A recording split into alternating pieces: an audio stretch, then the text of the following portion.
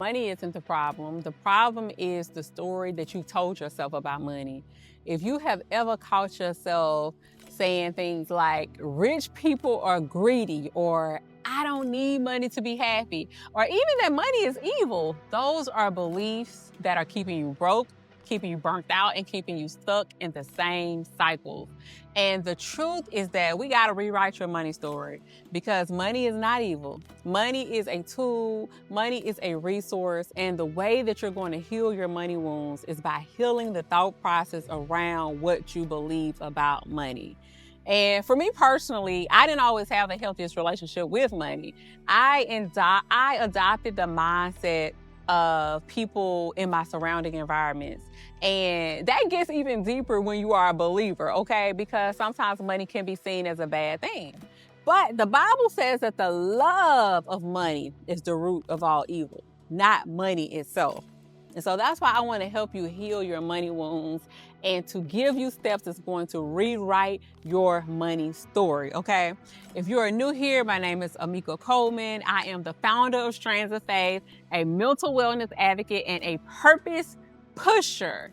My mission is simple: to help you heal, to help you grow, and to help you walk in your purpose. The thing about money and why it's so important to heal your money story is because what you believe about money is going to directly mirror and show up in your life.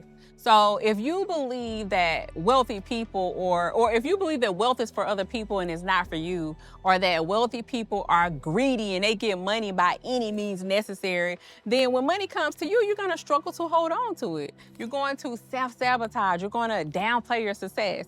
And you're going to feel guilty for wanting more, because deep down inside, you don't want to be seen as greedy as the way that you viewed and labeled the other people.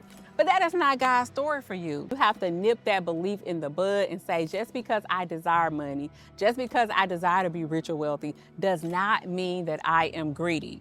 Because the truth is that money does not change who you are. Money simply magnifies it. And so if you're greedy when you're broke, guess what? You're gonna be greedy when you're wealthy. If you're generous when you don't have much, to give to other people, then you're going to give to other people and be generous when you have money. If you're selfish when you don't have money, then you're going to be selfish when you have money. So you get the picture. The real issue isn't the money. The real issue is the scarcity loop. You keep replaying, and that loop is what's keeping you stuck. And so what in the world is a scarcity loop? A scarcity loop is simple, a cycle. Whatever you believe about money, you're going to act on it. And whatever you act on, it reinforces as your truth. So in other words, your belief becomes your reality. So the way it looks is you have this belief, right? So let's say that belief is the fear of not having enough, and you have a scarcity mindset. And so if you have a fear of not having enough, then that's going to lead to a behavior of avoidance of opportunity. And then when you have an avoidance of opportunity, what is that going to lead to? It's going to lead to lack. It's going to lead to a repeated cycle of lack. So you started with the fear of not having enough, which led to the avoidance of opportunity, which led you back to lack. And so it just continues on and on and on, and it goes continuously like a cycle. And so the brain locks into that loop because it thinks that with you playing small, it's keeping you safe. So let's say, for example, you just got paid on Friday. It's payday, you're feeling good, the money hits your account, and you're like, okay, I'm grooving, right? You're happy, you feel relieved. But then what happens? In that moment, you allow fear to set in. What is that fear? That fear is the scarcity. That scarcity is saying, but dang, what if this is not enough to cover my bills? I need to hoard this. I need to hold on to this money. I don't need to invest in that opportunity. Because why? I don't have enough. And so that fear is keeping you stuck. It's keeping you stuck by making you afraid to invest. It keeps you stuck by making you afraid to take risks. Risks that could actually help to improve your life and make your life better and to bring you more money. So you avoid opportunities. And then guess what? You end up right back in the lack. And so that's what the loop is. Your initial belief telling you something, and since you believe it, that belief leads you into an action, and then that action leads you back to the same result, which only reinforces the belief that you started with. And so what you gotta do is you gotta break that cycle. You gotta change that cycle. Let me know in the comments if this is making sense to you and if this is actually something that you've seen yourself doing. Because you have to break the scarcity loop and you have to change that beginning belief. At the very start, you have to change that belief from fear, scarcity to abundance. You have to say, yes, it looks like I may not have enough on the surface, but instead, you know what I'm gonna do? I'm going to invest in myself, something that's going to enhance my life, elevate me, allow more opportunities to come my way. And then when you make that investment, what you realize is that the new behavior, guess what? It leads to abundance. You see opportunities coming to you. You see more money flowing to you. So it's so imperative and important that you have to break that scarcity loop. And stay with me because I want to give you some steps on how you're actually going to overcome this. But first, there's another big thing that's keeping you stuck and even confirming why you believe money is evil, and that is the confirmation bias. So when you believe that money is evil, what happens to your brain? Your brain is going to scan for it. So if you believe that wealthy people are greedy and they're corrupt, what's gonna happen? You're going to, every time you see a headline of corruption tied to a wealthy person, you're gonna say, I told you money was evil. These people can't do good to save their lives. You're gonna believe that, and you're gonna believe that all that money they got and these are bad people just because you see the corruption attached to that. And so your mind is confirming in your head what you believe, that wealthy people are greedy. And so you have to switch that belief in your head. Think about it this way, like when you do have a certain belief and it shows up and confirms it, why don't you ever see it the other way, right? So the other way would be, I just saw this person over here, they just started a school or a community in their group. They just built something from the ground up to allow the youth to come in and to engage and to help to elevate their lives and to teach them skills. And the way that they did that was the resources that they gathered. The way that they did that is because maybe they're an entrepreneur and they made money, or maybe they have a 9-to-5 and they made investments and they took that money and they did this good thing, right? When you see it that way, your confirmation bias begins to change. You begin to say, okay, not just, wealthy people aren't just greedy. We do have good people who have wealth and who use their wealth for good. And so your mind and your brain will start scanning for those type of people. That's what happened when you change that initial belief. It begins to confirm. And so this is the matter of the issue at hand. Is we have to get you to change that belief, because when you change it, that's what you're going to begin to see more of. And the reason you're going to start seeing more of those stories is because now you're looking for them, and you're going to see countless examples of wealth being used for good. The stories was always there. You're just not looking for them. So let me know, what do you think about wealthy people? What is the first image that comes to your mind when you think about wealthy people? Is it that they're greedy or generous? Just type greedy or generous in the comments so that we can see how people think about this. The confirmation bias is one thing, but here's another thing that you absolutely have to get right, and that is the worth-wealth connection. Like if you are somebody who secretly, internally feels unworthy, then every time you get money, you're going to blow it. You're going to undercharge. You're going to, again, self-sabotage because you don't find yourself or see yourself worthy of that thing. And so it's so important to build yourself up first and say, yes, I'm worthy of money because I'm using money as a tool. Why am I not worthy? You have to believe it, because if you don't, it's going to show up in every single thing you do. If you're an entrepreneur, you're going to undercharge. You're not going to charge your worth. You're not going to charge the value of your products or services. But you're probably thinking, why would this person pay me this amount? Or you're basically charging at the level of your mind when somebody else on the outside is looking like, man, I would have paid so much more for this because I see this person is valuable. I've seen their story. I've seen their journey. I know that they can help me get this result, but you are downplaying yourself and you're undercharging. And so it's so important to see yourself as worthy so that you can have a healthy alignment that's going to lead every single thing you do as you step out into the world and as you create things. And so please know and understand that you are worthy. That is like the main step. That actually should have been number one, because if you don't believe you are worthy of receiving, then you're not going to receive. If you say, yes, I'm worthy of, I don't know, do something outrageous. Yes, I'm worthy of receiving $1 billion. Then guess what? Your brain is going to internally say, okay, I'm worthy of this. And it's going to start creating opportunities. It's going to start looking for opportunities. It's going to start to create this atmosphere where you're looking for ways to fill your buckets, to make money, because you know that you're worthy, for one, but then also you know that the money and the resources that you have, you're gonna use it for good. And so this is why it's so important that worth-wealth connection. You have to see yourself worthy of it, because if God has caused you to do any good thing in this world that's bigger and just something audacious, much bigger than you, then you need money as a resource to be able to do it. But first you have to see yourself as worthy. So don't count yourself out. Don't discount yourself.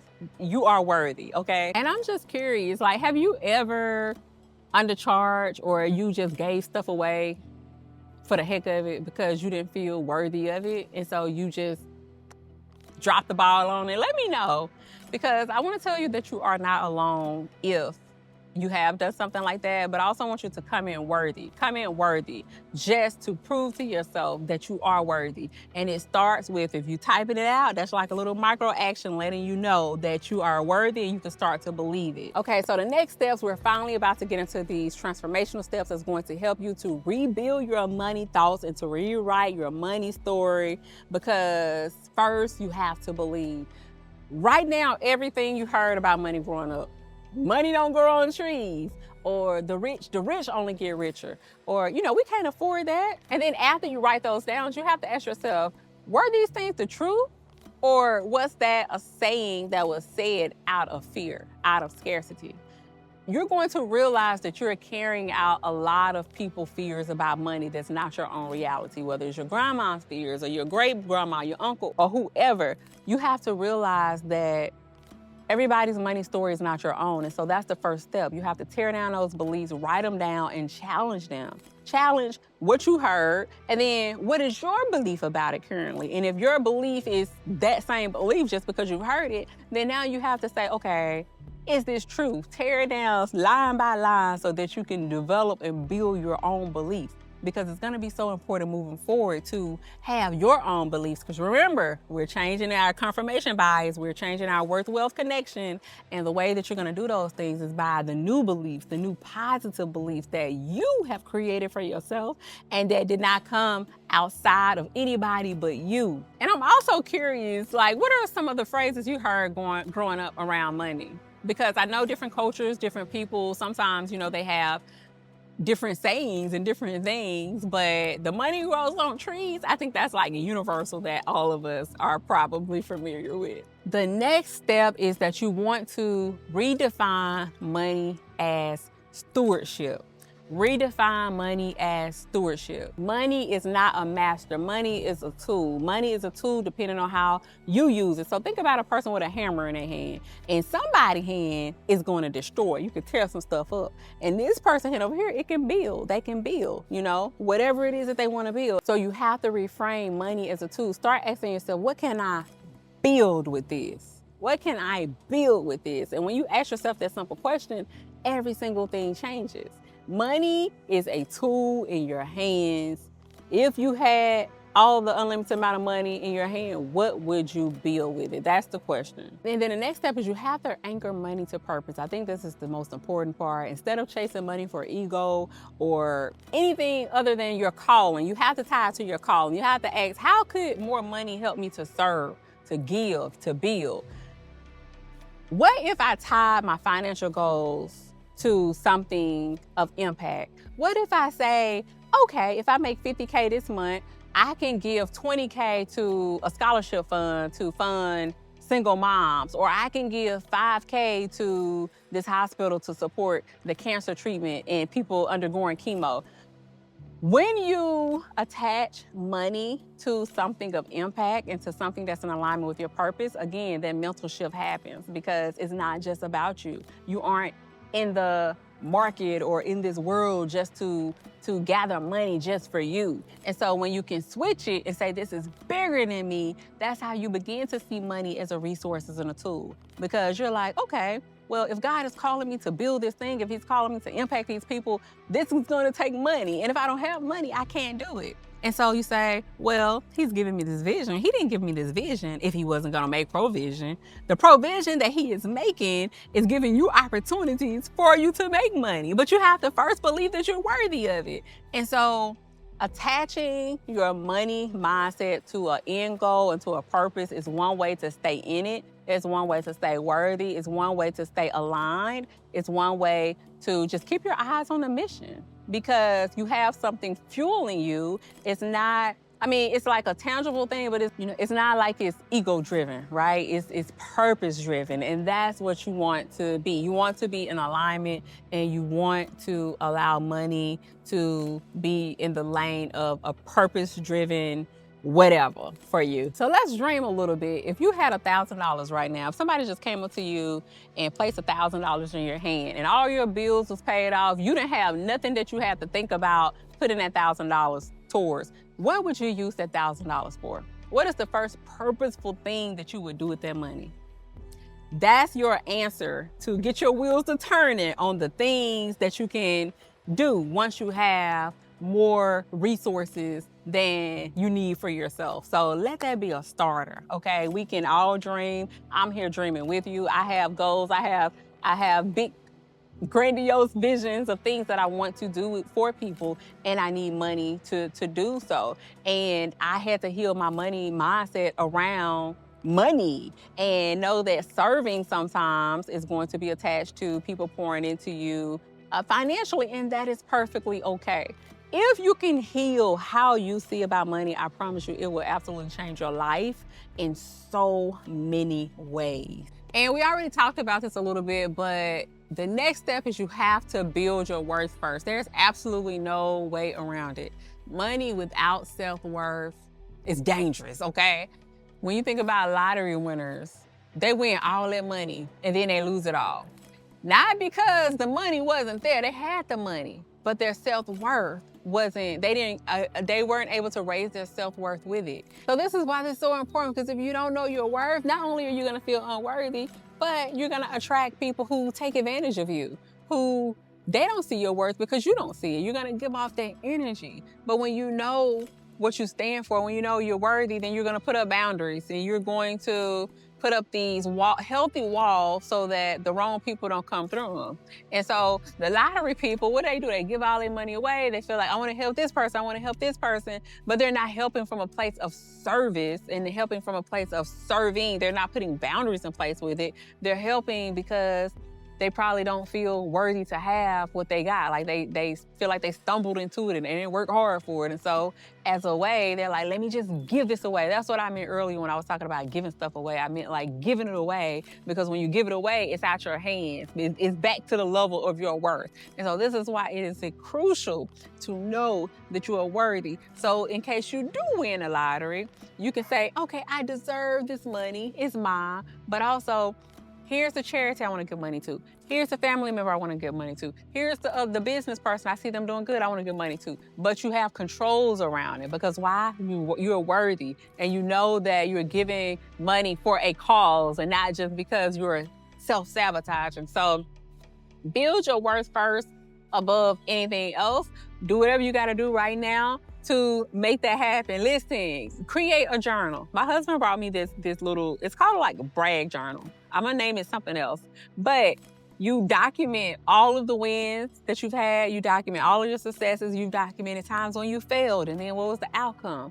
It helps you to draw that mental mind connection to your worth. Even though your worth should not be attached to like external achievements and all those things, but it just gives you a visual so that when you are feeling unworthy, or when you are feeling down, or when you are, like shorting yourself, you can look and say, okay, these are the things I've done. I am worthy. But outside of that, like I said, it don't even take external achievements. You are worthy just because I said you're worthy. I don't care if you are homeless and sleeping under a bridge right now. You are just as worthy to go walk into an office and pitch yourself for a job or for a career with baggy clothes on or unclean clothes. Guess what? Because you're simply worthy. And so that is the difference. When you change your mindset to know you're worthy, you will become unstoppable. You're going to start doing things that you never thought imaginable. That's why when you see people showing up and you're like, why in the world? I got more expertise than them. I got more experience with them.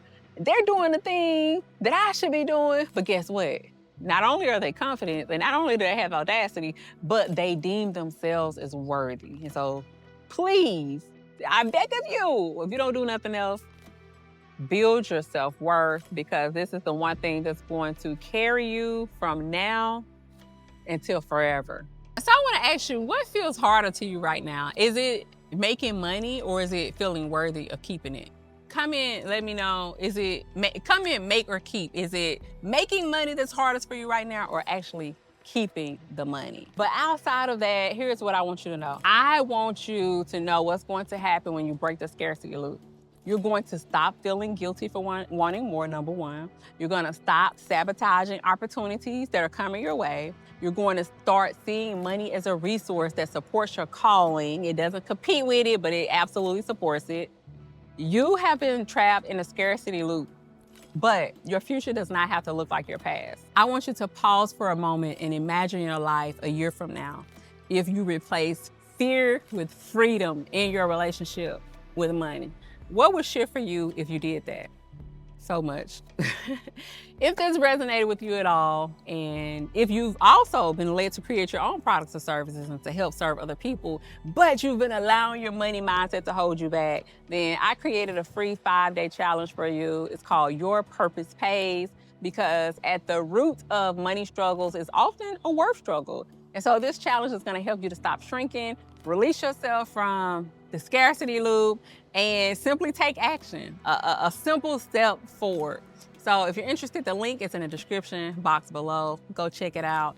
Also, thank you so much for watching this video. I hope you found it super helpful. I hope you saw some part of yourself where you can see your beliefs starting to change, and to see yourself as deserving, to create impact, and realizing that your impact can create more resources for you so that you can in turn help and serve other people. So thank you so much. Please subscribe if you haven't already. Share this video with somebody who needs it. Keep the faith, bet on you, because God already did.